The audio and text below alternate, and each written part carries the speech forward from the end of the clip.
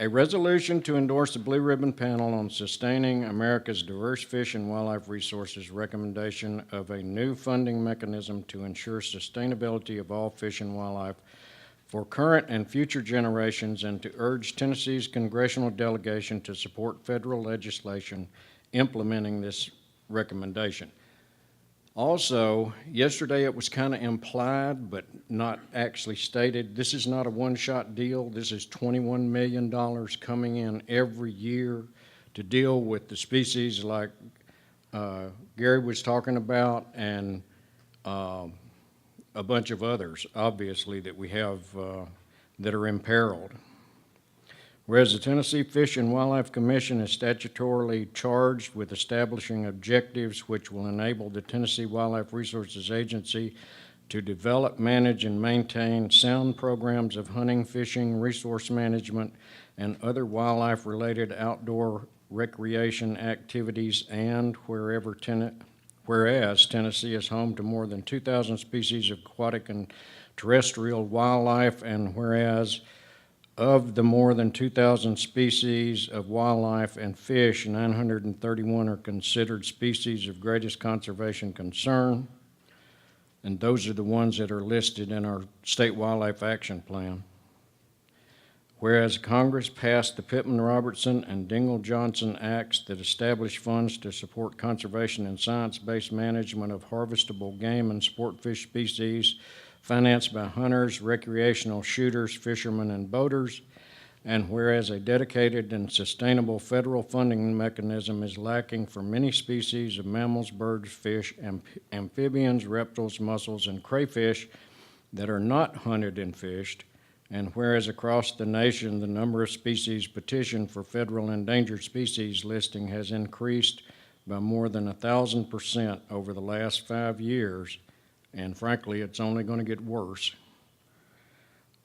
Whereas in Tennessee, there are currently 63 species listed under the Federal Endangered Species Protection, 10 more listed as federally threatened, and whereas Tennessee has a statutory responsibility to sustain and conserve all species of mammals, birds, amphibians, reptile, fish, crayfish, and mussels native to Tennessee, and whereas the Tennessee Wildlife Resources Agency created a 2015 Wildlife Action Plan focused on the conservation of all species, including those species not listed as game and sport fish.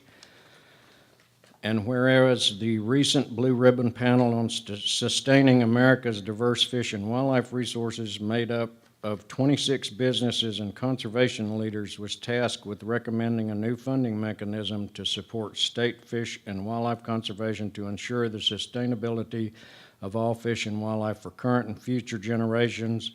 And whereas Congressman Don Young, Republican Alaska, and Congresswoman Debbie Dingell, Democrat Michigan, introduced the bipartisan Recovering America's Wildlife Act, House of Representatives 5650, in July 2016, calling for an annual dedication of $1.3 billion in existing revenue from the development of energy and mineral resources on federal lands and waters to state fish and wildlife agencies to conserve species of conservation need as recommended by the Blue Ribbon Panel. Now therefore be it resolved, the Tennessee Fish and Wildlife Commission endorses the recommendation of the Blue Ribbon Panel and the Recovering America's Wildlife Act, and be it further resolved, the Tennessee Fish and Wildlife Commission urges the Tennessee Congressional Delegation to support federal legislation Recovering America's Wildlife Act, H.R. 5650, and or future legislation that would implement this regulation.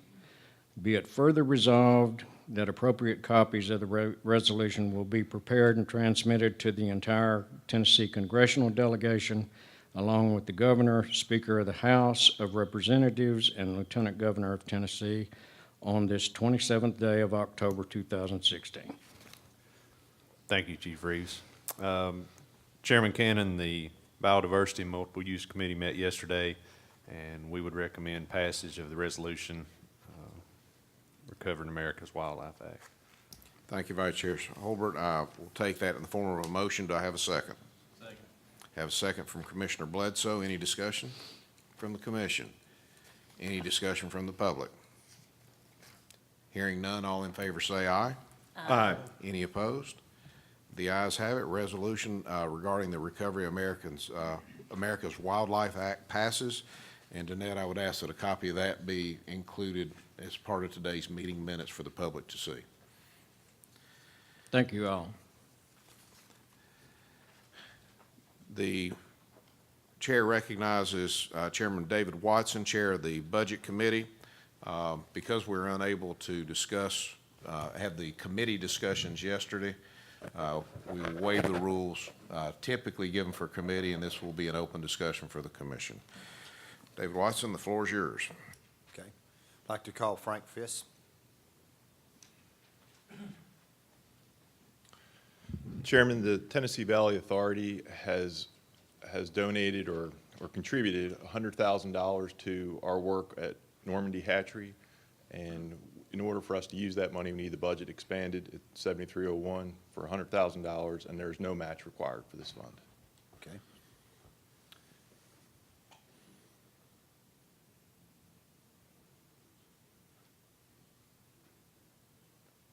Okay, this will be a committee vote. Do I hear a motion? I move for approval of Okay. the budget Second. expansion of $100,000 Okay, for second. Normandy Fish Hatchery. Any questions from the commission as a whole on this issue? Any questions from the public? Okay. All for it, say aye. Aye. Okay. Any against it, nay? Okay, passes. Thank you. Thank you. Tim Cleveland?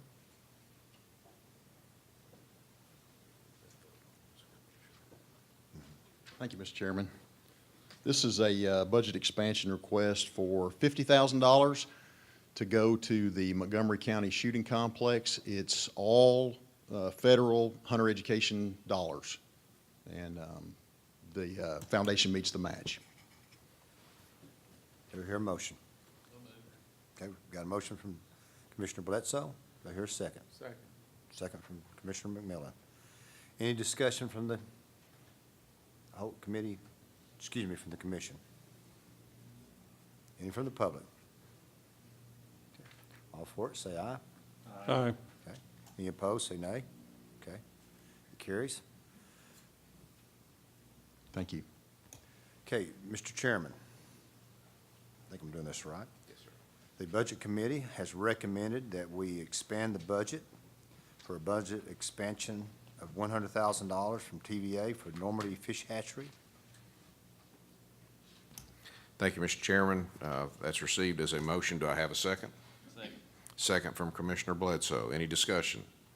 Any further discussion from the public? Hearing none, all in favor of this budget expansion indicate by saying aye. Aye. Any opposed? The ayes have it. Budget expansion for FY17 in the amount of $100,000 from TVA for the Normandy Fish Hatchery passes. Commissioner Watson. Mr. Chairman, the Budget Committee recommends the budget expansion of FY16-17 for $50,000 to support the Montgomery County Shooting Complex, 100% federal monies. Thank you, Commissioner Watson. It's received in the form of a motion. Do I have a second? Second. Second by Commissioner McMillan. Any further discussion from the commission or the public? Hearing none, all in favor say aye. Aye. Any opposed? The ayes have it. The budget expansion for FY16-17, the amount of $50,000 to support the Montgomery County Shooting Complex passes. Commissioner Watson. Thank you, Mr. Chairman. Let's call Ken Tarkenton. Thank you, Mr. Chairman. Okay. Included in your book, I just cut your computer off. I hope that's okay.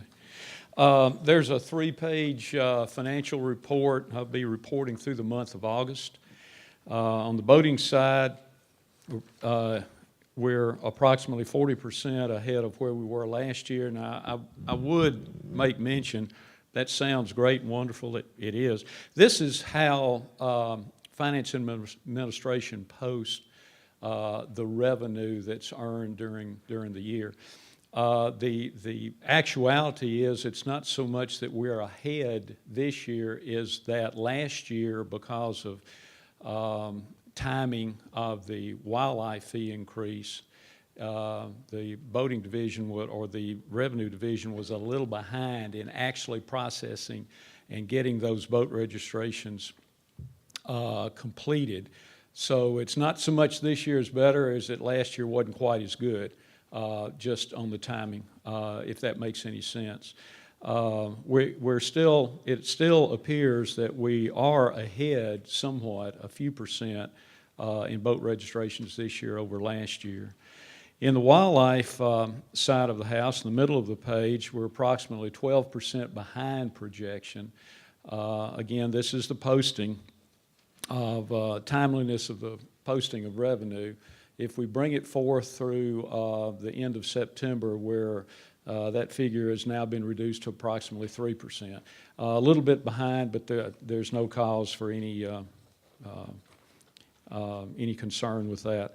At the bottom of the page on the expenditures, we're at approximately 9.3% of the allotment of the year through the month of August. And on the watchable wildlife endowment, we have a little over $6 million in August, with approximately $46,000 that can be transferred to reimburse those programs in wildlife. The lifetime endowment has $44.7 million as a balance. On the second page, the Wetlands Acquisition Fund has $10.2 million. We've zeroed maintenance. Well, really, there's no maintenance to zero out. But the compensation, which is in lieu of tax, those tax payments were made as of the end of June in last year, so there won't be any made until the end of June of this fiscal year. There's approximately $461,000 balance. The third page, boy, that's really irritating, isn't it? I apologize. The third page is a representation of our earnings, our investment earnings. There's it's a lot of figures on there. It kind of gets busy. Two I'd like to draw your attention to. If you look down to the kind of bottom left, the last figure on the last line, if you can follow it where it says 2.4 million, since the inception of the investments, approximate time October 15th last year, the four funds have earned a cumulative amount of 2.4 million, which is good. The next figure I'd like you to look at is up in the green, the green section, second column from the right, where you see the 55,000 that's in the blue line. That means that the investment increased, the value increased through August by 55 million. 55,000, be nice, 55 million. And over time, we're going to see that. The prior month it was down. We're going to see that over time. The general thought is that as we progress, that 2.4 million will grow. Are there any questions or comments? Yes. Do we know, either if this is for you or for Barry One, what is our total license holders? How many licenses do we have outstanding? About how many people? How many licenses do we have? License holders? Yes. Approximately 1 million. Okay. That would include people who have lifetime licenses, plus people That's who what buy annual and 1 day and whatever. That's what I was trying to get at, because you Yeah. got 121,000 lifetime license out there. Yeah, actually 12% on, okay. All right. Any other questions for Ken, from the commission? Any questions from the public? Thank you, Ken. Thank you. Mr. Chairman, that's the end of the budget. Thank you, Chairman Watson. I won't draw this out, but on behalf of the commission, I want to commend the Budget Committee and staff. That number of, what was it, 3% on our investments? What was that latest number? 3.46. If you recall, Barry, I want to say 2 years ago, that was 0.07, 0.09%. And well done. Well done. When you're talking about the millions of dollars that we have there, that is a significant impact. to our budget. Before we suspend the regular committee session and go into the rulemaking hearing, if there's anyone here with the public who wanted to speak on matters other than the rulemaking hearing proposals, I wanted to give you that opportunity. Seeing none, we will suspend the regular committee session and go into rulemaking hearing. This is a rulemaking hearing before the Tennessee Fish and Wildlife Commission to consider the following rules. The amendment of Rule 1660-02-01, which deals with rules and regulations for boating certificates. The amendment of Rule 1660-02-02, which deals with rules and regulations for number.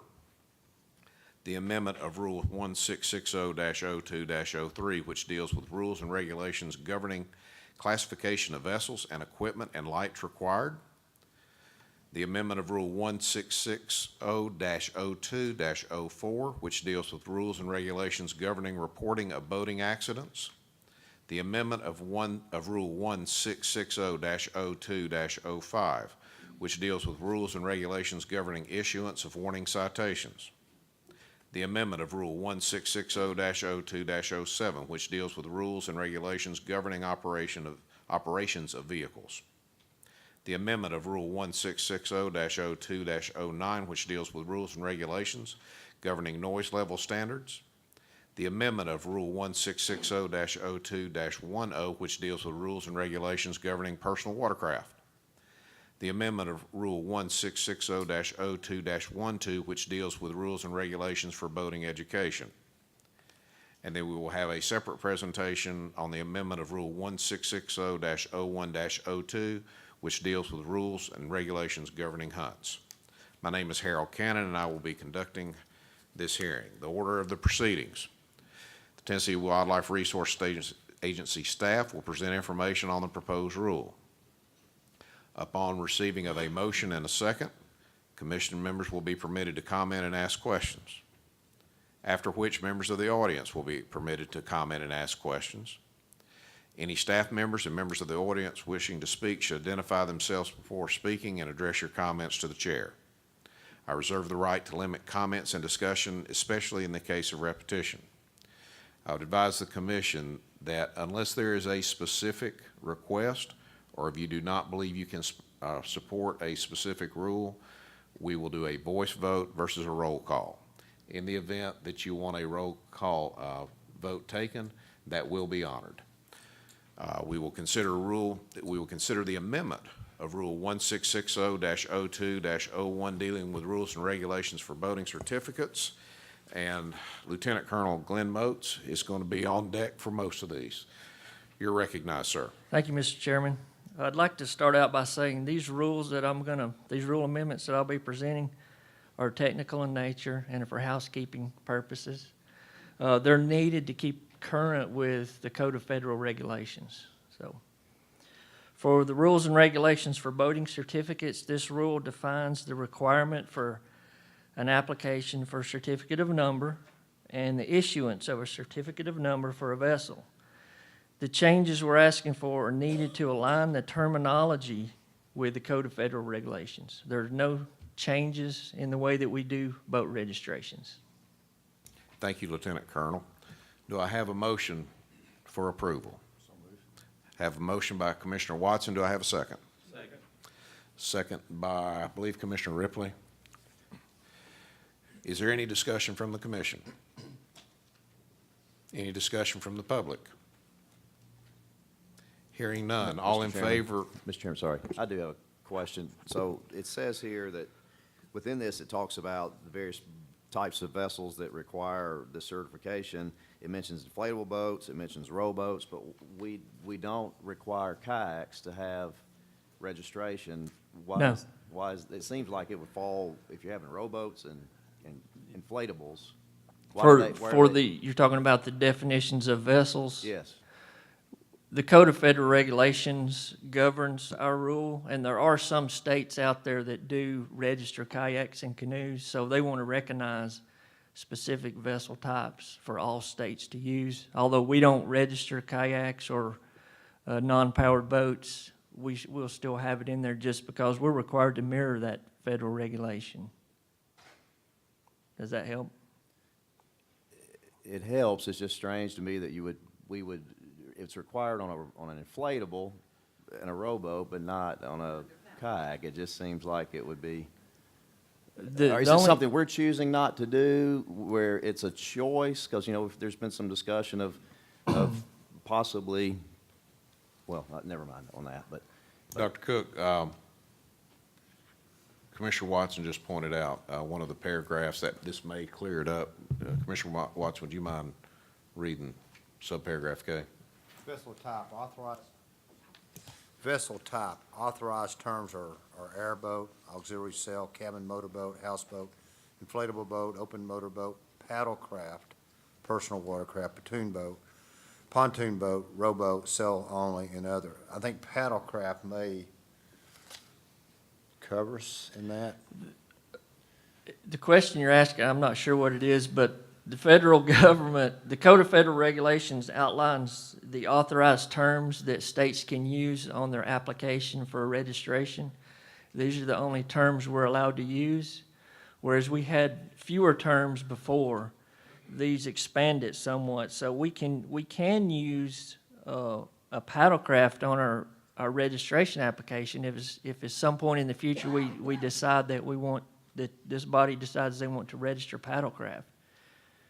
That was my question. Yeah. That seems to be, and it's a growing group of boating public now. You know, Yes. it's become much more popular in fishing and all, but most everyone else has to have a certification. Yes. Those don't, and that was just my question is, we've just chosen not to act on it is the issue. Well, state code outlines what boats are registered in Tennessee, and they're boats that are powered or sailboats. So we would actually have to change the state code if we wanted to register paddlecrafts. All right, thank you. Okay. Dr. Cook, great question. I'm sorry I didn't see you hit the light. My apologies to you. Are there any other questions or comments, commission or public? We have a motion on the floor to approve rule change to an amendment to rule number 1660-02-01, certificate of number. All in favor of this say aye. Aye. Any opposed? The ayes have it. Amendment to rule 1660-02-01 passes. Lieutenant Colonel, next rule. Yeah, 1660-02-02, rules and regulations for the display of number. This rule prescribes the manner in which a boat number is to be displayed. The change provides for an allowance for vessels in which numbers would not be easily visible to use an alternate means of displaying the number by using a backing plate. For example, on an inflatable boat that has a motor, it's very difficult to display the decals and the numbers on those boats. So we allowed in the rule to use an alternative means to display numbers. It's just a benefit to the boat owner to do that. Thank you, Lieutenant Colonel. Do I have a motion to approve? Have a motion to approve by Commissioner Swan. Do I have a second? Second from Commissioner Cook. Is there any discussion within the commission? Any discussion by the public? Hearing none, all in favor of amendment to Rule 1660-02-02 regarding the display of number indicate by saying aye. Aye. Any opposed? The ayes have it. The amendment passes. Lieutenant Colonel. 1660-02-03, rules and regulations governing equipment required on vessels and navigation rules. This rule prescribes the required equipment for vessels, including life jackets, fire extinguishers, and navigation rule adoption.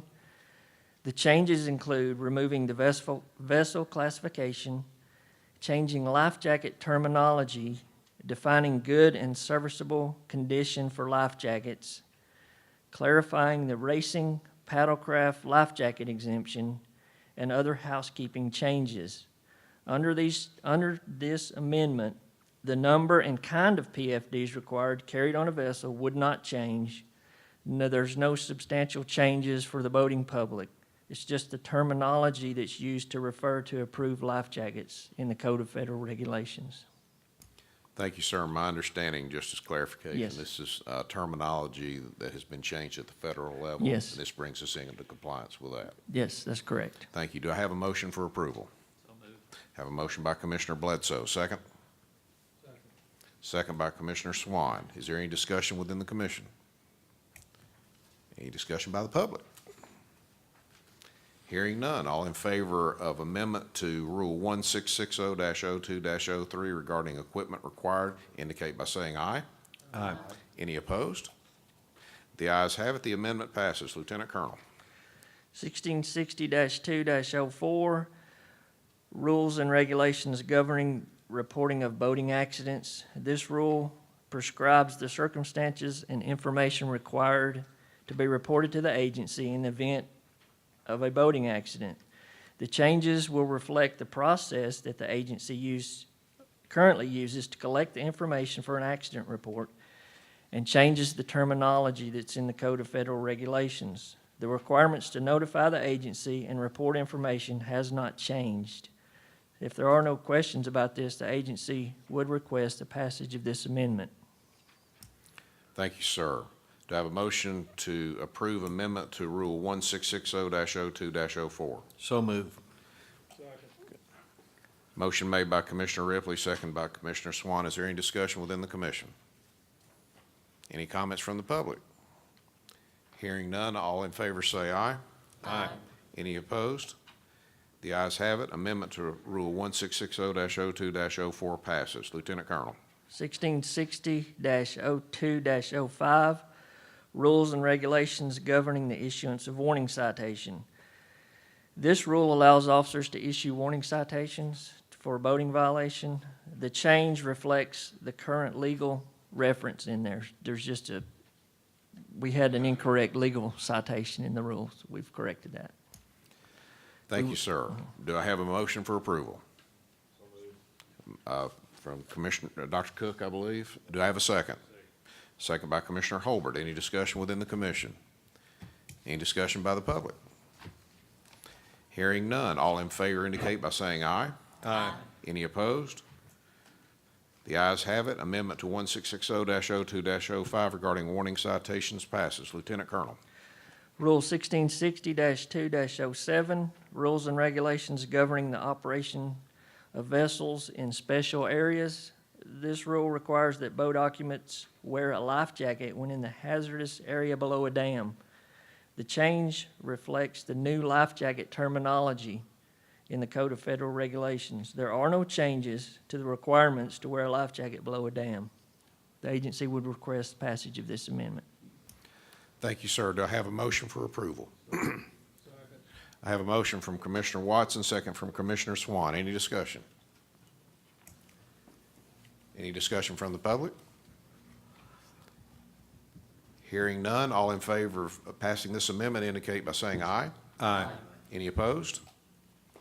The amendment to Rule 1660-02-07 regarding special areas passes.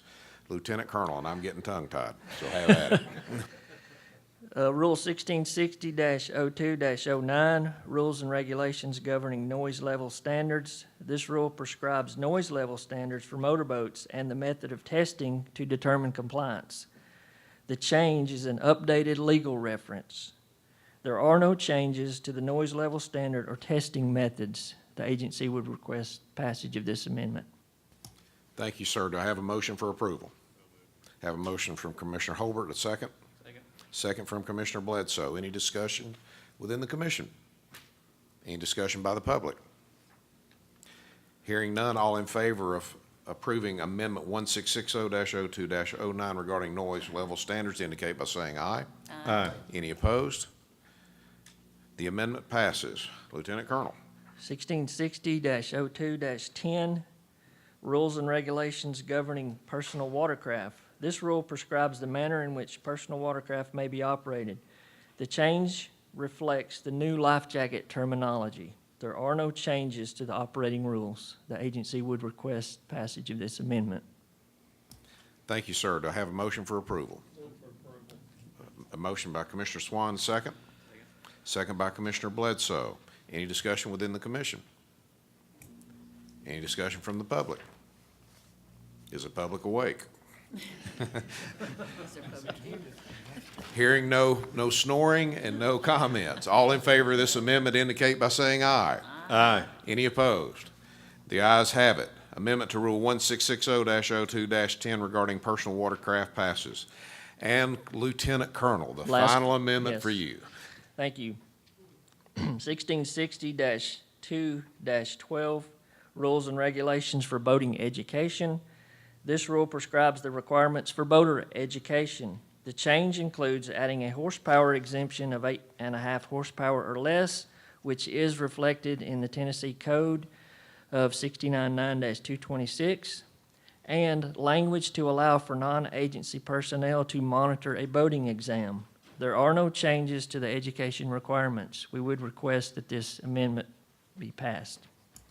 Thank you, sir. Do I have a motion for approval? So moved by Commissioner McMillan, second by Second. Commissioner Ripley. Is there any discussion within the commission? Any discussion by the public? Hearing none, all in favor of passage of the amendment to Rule 1660-02-12 regarding boating education indicate by saying aye. Aye. Any opposed? The ayes have it. The amendment passes. Lieutenant Colonel, I really appreciate your concise summary on these Okay. rule changes. Thank you so much, sir. Thank you, Mr. Chairman. Chair recognizes Joe Benedict, Assistant Chief of Habitat Management, Wildlife and Forestries Division. Mr. Benedict. Good morning, Commissioners. I think this is the rule change that you guys are looking for, i.e. the last one.